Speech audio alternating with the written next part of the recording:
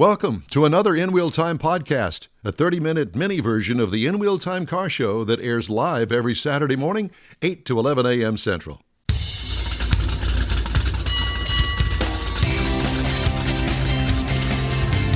It's the In Wheel Time car show, celebrating 10 years of award-winning car talk. We are your weekly go-to all things automotive place. Coming up this segment, we'll have the car clinic. We'll talk with...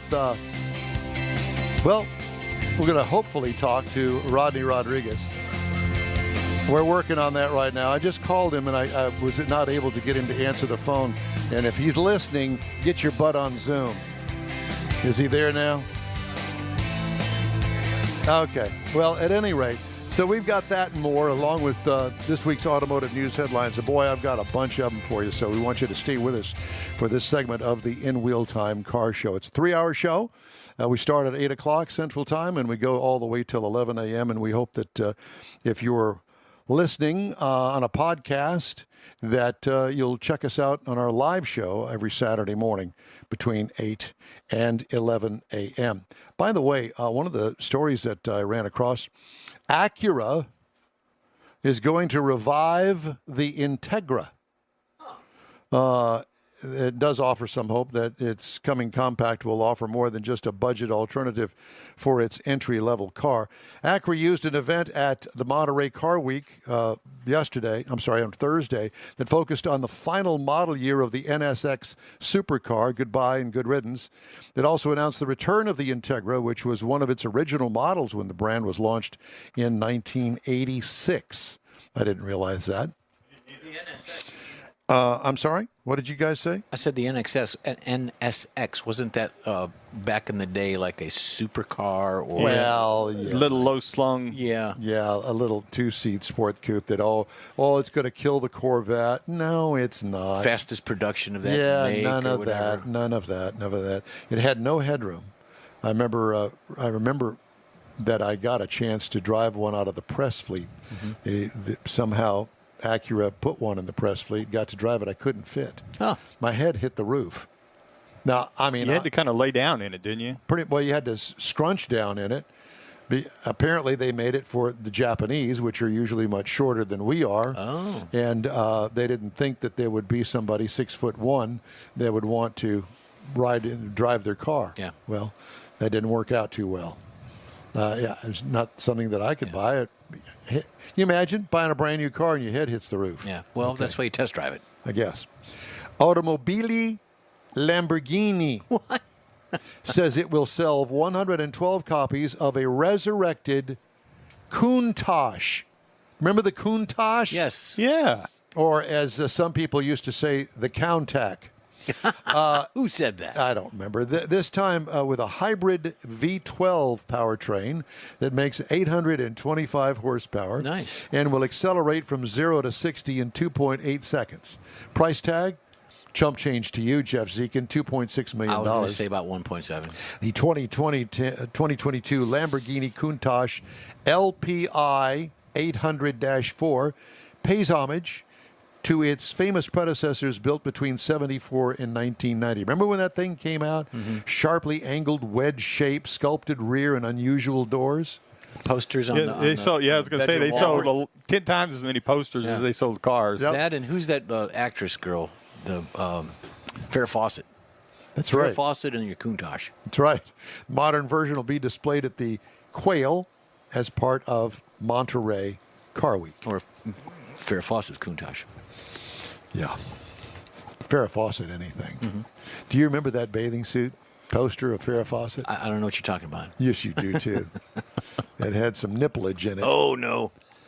Anyway, according to data gathered by Experian, 214,111 new EVs were registered nationwide through June, up from 98,351 in the first half of 2020. EVs represented about 1.5% of all new vehicle registrations in the U.S. at the same time last year. Now it's 2.5%. So I have an article that I wrote that's going to appear in the September version of Bay Area Houston Magazine about EVs. No. and my take on EVs. Oh, boy. And it is my take on EVs, but I actually used the Ford Mustang Mach-E as an example. You had one of those. I had one. Mm-hmm. And so I used as an example, and I used the actual information from the Ford website regarding its mileage, if you will, its range, as they say. And they say that it will go with the larger battery up to 300 miles. Okay. Well, we kind of delve into all of that sort of thing in the article. In the article about range anxiety and charging and all of the things that go along with owning an EV, and a complete reset of everything you have ever known about an automobile. Now you have to change everything to have an EV. And to understand it. You have to understand it, now, what you're buying. And I have a feeling that a lot of people that are buying EVs don't understand that you can't go to the 7-Eleven down in the corner and fill her up. Yeah. And there is work to be done. If you're going to push the envelope and do the 300 miles or try to do the 300 miles, then when you get there, where are you going to charge it? How are you getting back? What are you going to do when How are you you get getting there? back? And what are you going to do when you're sitting there for 45 minutes trying to get an 80% charge back in the car? I go through all of this in the article. So did you pick this vehicle, or did they ask you to do this? No, I picked the vehicle. I had to pick a vehicle as an example of, what the factories are turning out right now. And I figured, okay, well, 300 miles seems to be the average. Now, granted, Tesla claims that there are some new of their vehicles that maybe perhaps can go 400 miles, but 300, 400, whatever. Are you going to use it to take road trips? Mars, how's your experience been with EVs? Well, that's what I was going to say. That's what I discovered, that you actually have to change your lifestyle to fit that vehicle. Because I was going to drive one over here. It's 120 miles. And so is that BMW thing? No. This was a different one, but there was enough charge in it. It would do 200 miles, so I could get here. But I was only going to be here 5-6 hours, and it's not enough. I could have got enough charge to get back home on 110 out of the house. No, you couldn't. But according to the calculations from the OEM, no, it wasn't going to happen. No, it takes 2 days at 110 volts to get 80% charge. That's right. If you start with nothing. Yep. And they figured the way they calculated, they said a good rule of thumb, and this was in the kit, for every hour you have it on charge on 110, you should get about 4 miles. So I needed to go 100 miles to get home. That's 25 hours. And, I like being over here, guys, but not that much. Yeah. Well, this particular vehicle, if you get on a fast charger like you would have installed in your house, 240-volt charger, you can figure for every I don't want to lie. I'll look it up here in a minute. But you can lie. We're used to it. We'll vouch for it. Yeah, but for every hour of charge, you get 30 miles, I think it was. Mm-hmm. So it would take 10 hours to get a full charge to go 300 miles. So exactly. You do the math. Now that's with a 240-volt charger. Right. Kind of like what you would get out of your dryer, your electric dryer. Kind of like that. Yeah, and I've seen one that actually has an adapter now that you can get, so you can plug it into your dryer if you're traveling on a temporary basis or something like that. But, it just, with these mandates that are coming down, that we're all going to do this in 20 or 30 years, it's really going to be a drastic lifestyle change for a lot of people. Well, and we're assuming that the infrastructure will be there, which it is currently not there. Right. Yes, there are charging stations. Yes, you can find charging stations. One, it's not going, unless you own a Tesla, right now it's not going to be a Tesla charging station because that is a different can of worms. Mm-hmm. Right. When we talked to Buzz Smith, Mr. EV up in Dallas, who is the big proponent of EVs, he was talking about this road trip that he took from Dallas to Austin to San Antonio to Houston back to Dallas. Right. Well, he had to plan all of his stops and had to work enough time to be able to sit with the car or sleep overnight to get a full charge. And even then, he had to work at it. I don't want to have to work at it. So the first thing you do on vacation is plan where you're going to fuel up. Well, and instead of saying, that's what I'm saying. We're going to Disney World and we're going to have this ride. No, we got to figure out what gas station we're going to go to so we can get there. Yeah. Charging station. And it's just a different way of looking at things, and that's that different lifestyle that we're talking about. We're just going to have to adjust as we get to it. I went by Whole Foods last weekend and thought of you because I went by the chargers. I really did. No one was using them. There was nothing plugged in. And the problem with part of that is, so you want to go to a commercial charger. If you got a car that'll only do 200 miles, well, it's 20 miles from me to one. Back to the infrastructure question. Mm-hmm. So it's 20 miles for me to get over there to charge it full, and it's 20 miles to get back home. Now my 200 range is down to 160 just before I even start. And you said plug it into the dryer with an adapter. What happens if your dryer is in the middle of the house or the laundry room? Like me. You got to run a cord. The dryer's back here. Yes. The driveway's out there. Yeah, and that's a no-go. That's 100, 200 foot. Well, and cable. you can't buy a cable big enough to carry that kind of juice. juice. You probably could. Yeah. You're pointing at something. Yeah, he's here. Yeah. Is he? Yes. Well, let's just jump over here and say hello to Mr. Sleepyhead. Here's Mr. Radio Guy. Look at him. He's looking down like he can't hear us. Can you hear us? Are you just ignoring us? He's ignoring us. He's not hearing us. Okay. No, the screen's froze. back. There he is. What? We lost. He's hung up. He's froze. Oh my God, is he hung up? Well, I'll let you guys figure all that stuff out. But at any rate, we're going to try to talk to Rodney. At any rate, so back to the EV stuff. It has been a true.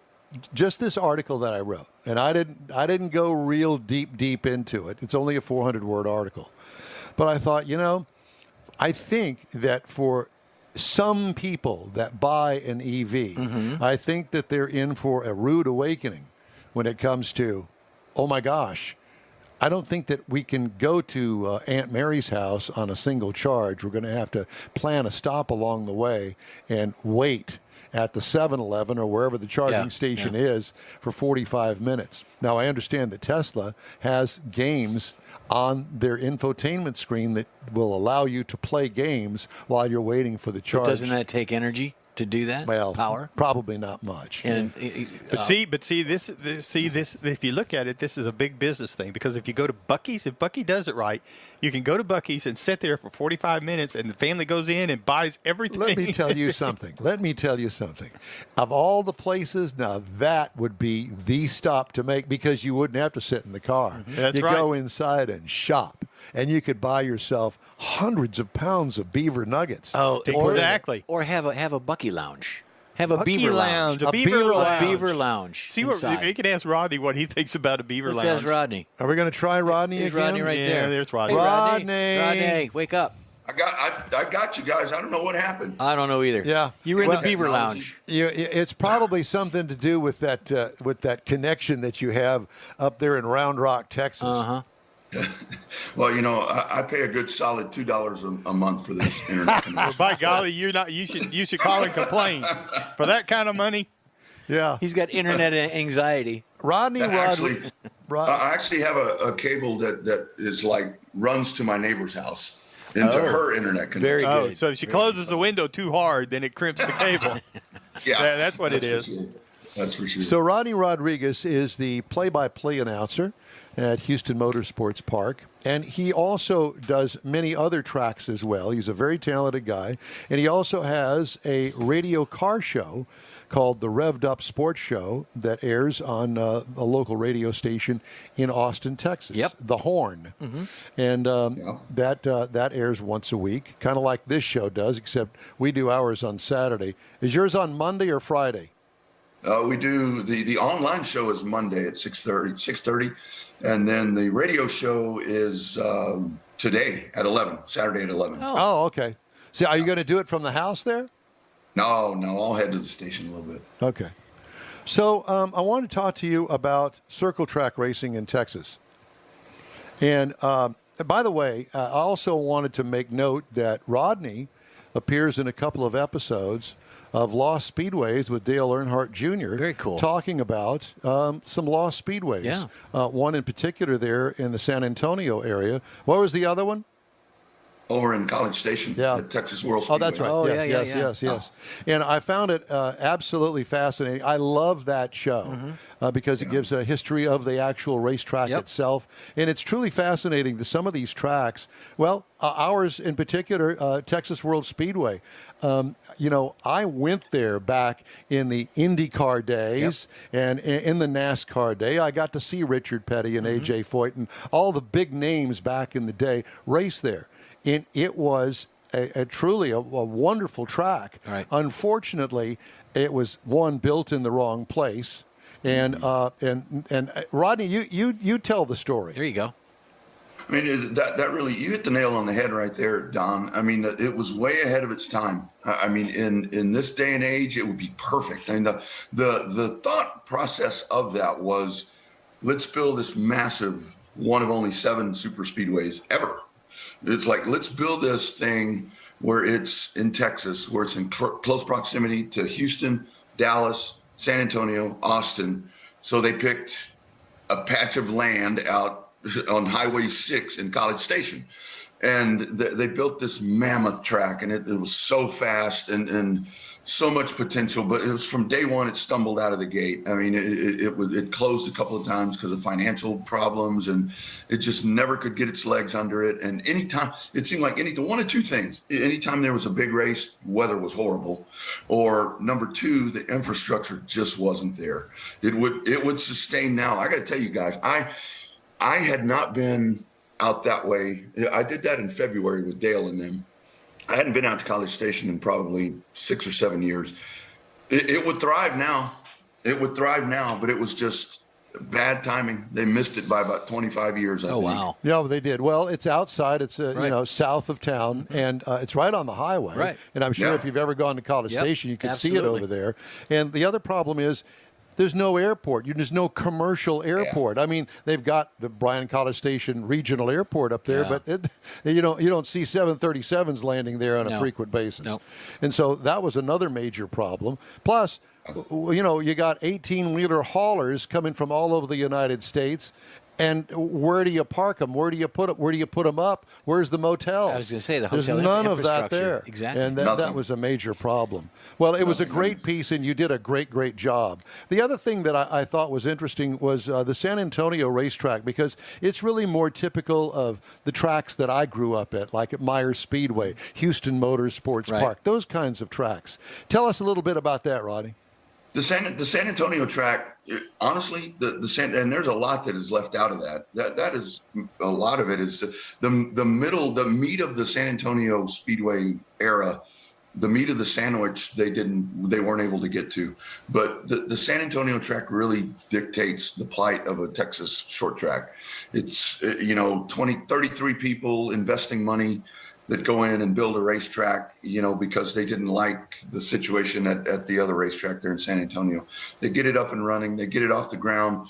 Same thing like Texas World. It's constantly open and closing and changing hands. And there's favoritism, and there's all of these different things that happen. And nobody actually owns the track. There's a landowner that owns the track, and somebody's always paying a lease. Somebody's having to cover rent. And that's really the plight of a promoter in the state of Texas at short tracks. And San Antonio is another one of those tracks where they built it. It's a half-mile high bank racetrack. It would, had it been able to sustain, would be one of the finest in the country. That place hosted massive all-pro late model races. We saw Freddie Fryer, Donnie Allison, Gary Ballou. I mean, the names go on and on and on. And it just never got its legs under it, and there it sits in southern Bexar County going to ruins, and it sucks. That one is still intact, completely intact. That one a little more painful than Texas World. At least we know the plight of Texas World. San Antonio, it's like it's just there. Is it kind of like Mobile, where it is possible to bring it back to life? Well, the biggest problem, it is, it is in that situation. But what's happened with San Antonio is that it's so far behind when it comes to code, whether it be, utility codes, toilets would need to be brand new, concession areas, all of that would need to be upgraded, repurposed or redone.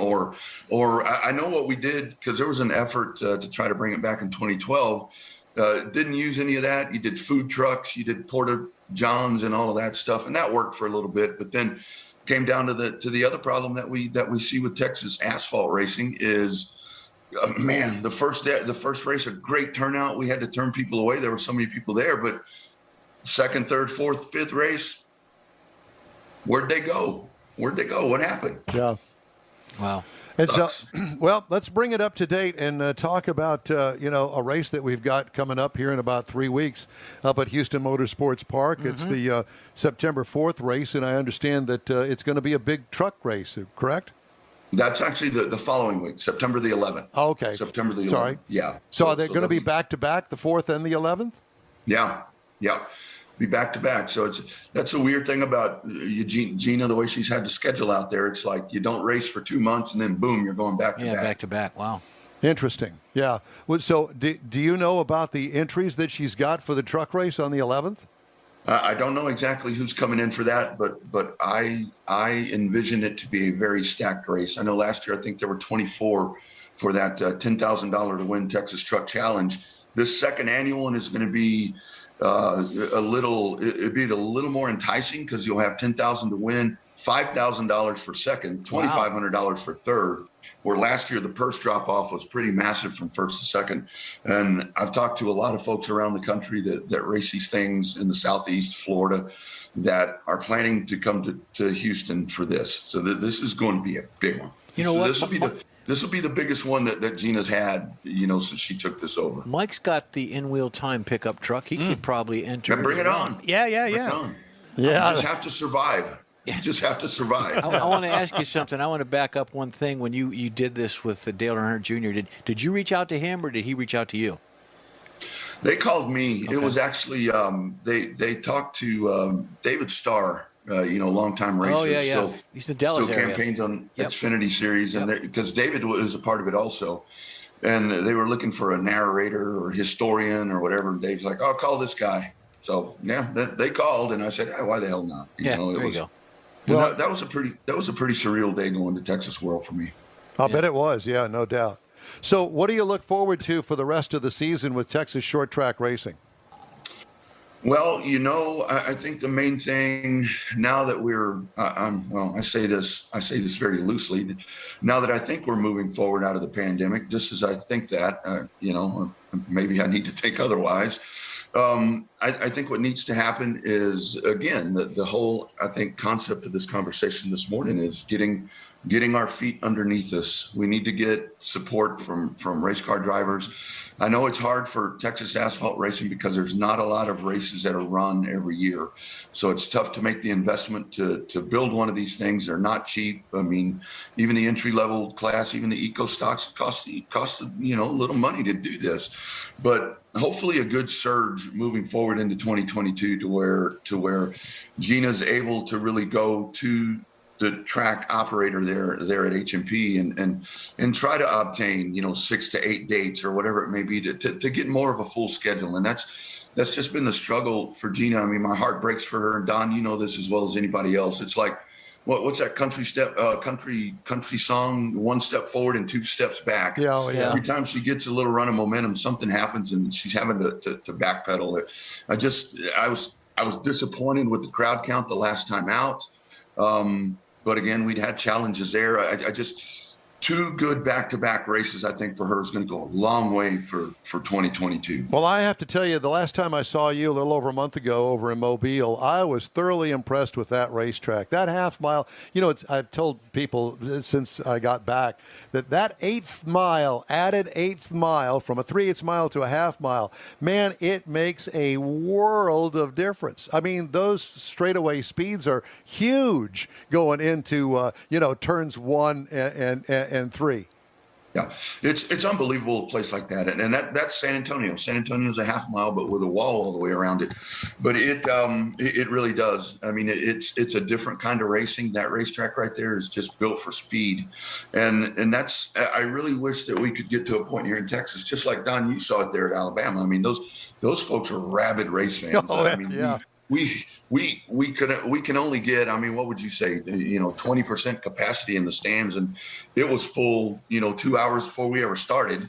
And you had folks that would come in and pay for a pit pass to go stand in the infield and only see half the racetrack. And that's really what short track racing is all about. That's what dirt track racing is like in Texas. Yeah, and I have to tell you that to see those people still there at midnight until the last checkered flag flew, wow, it was unbelievable to me. But they are rabid race fans down there.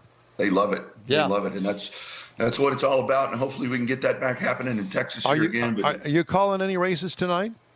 No, I'm actually off tonight. How about that? I sound the way I sound because I was in Waco last night. So we had Waco had the ASCS Elite Non-Wing Sprint Cars were in town. Oh. And Don, you'll recognize this name. Last night it was the Wild Bill White Shootout. Oh, my God, yes.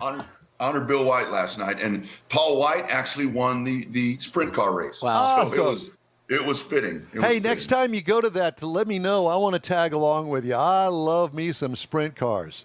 Absolutely. Man, now that's another place. 50 years they've been racing over there at Heart of Texas in Waco. And those races start at 8:30. They open the gates at 6. And by 6:30, the place is half full.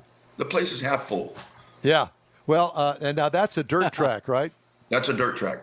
That's a quarter-mile dirt track, high banked, and man, now that place is fun to watch. Okay, well, you're going to have to put up with me when I show up there, and I'm going to. Oh, man. Is it only on Friday nights? It's a Friday night track. Isn't that crazy? Some of the special events they'll run on Saturday, but they run Friday nights and it's full, and the pits are full. Each class last night had a minimum of 15 cars. It's unbelievable. All right. Well, I'm going to take a day off, and I'm going to come up there, and I'm going to be involved with you. Bring it on, man. We'll make a date out of it. Hey, but before, what's a beaver lounge? Well, Buc-ee's.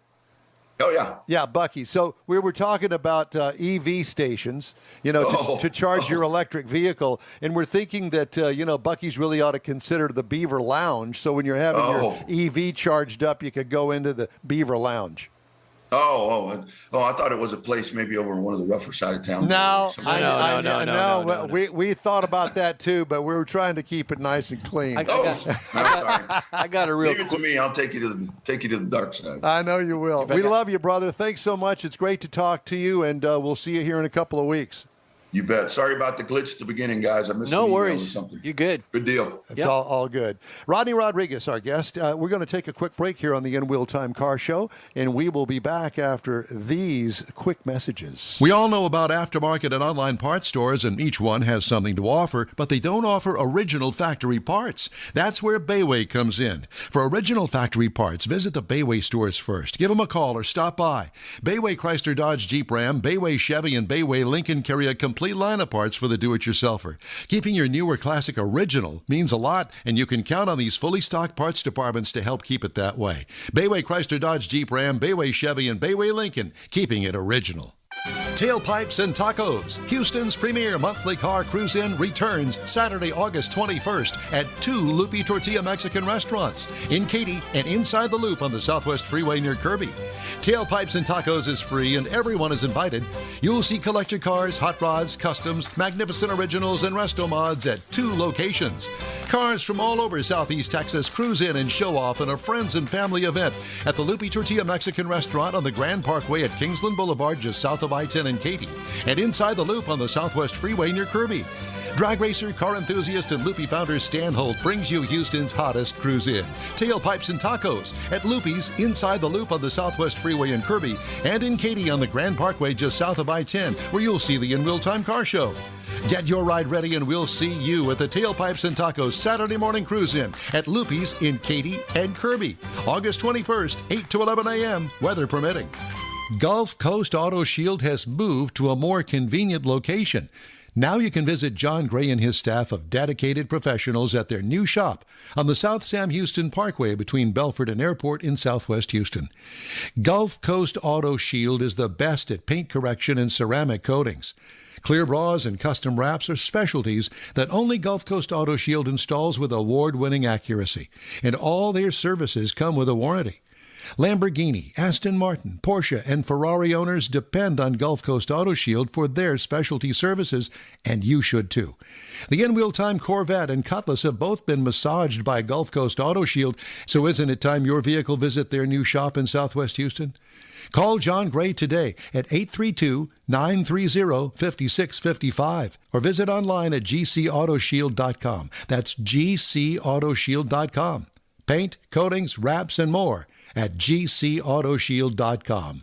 That's it for this podcast episode of the In-Wheel Time Car Show. I'm Don Armstrong, inviting you to join us for our live show every Saturday morning, 8 to 11 a.m. Central on Facebook, YouTube, Twitch, and our InWheelTime.com website. Podcasts are available on Apple Podcasts, Spotify, Stitcher, iHeart Podcast, Podcast Addict, TuneIn, Pandora, and Amazon Music.